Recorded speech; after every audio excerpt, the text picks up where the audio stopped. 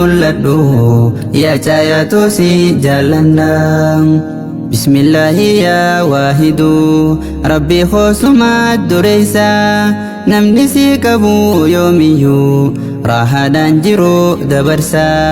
Waa dhabillee yoo rakkate gammachuudha jireenyisaa salphina irraa fi boruu nuti sisinna mateessa. Eebii teenya nu sattarii nun qaanesiyaa ogeessa har'allee dhufee rabbii koo ati naaf taanaan gargaarsa.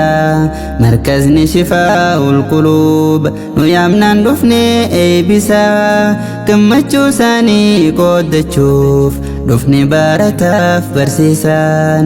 Gammachuu isaanii qooddachuuf dhufne barataaf barsiisan. Seera bareedaaf miyaawaa urgaawaa rabbiin nu kenne qur'aanul kariim halaawaa dhandhammiin isaan quufamne. Tasgabbii qalbii teenyaati haqiiqaadhaan yoo fahamne heera waa hundaan guutuudha kan namuu biraan rakkanne. Jireenya gaarii jiraata namni siin addaan hin baane yaa warra bartan qur'aana.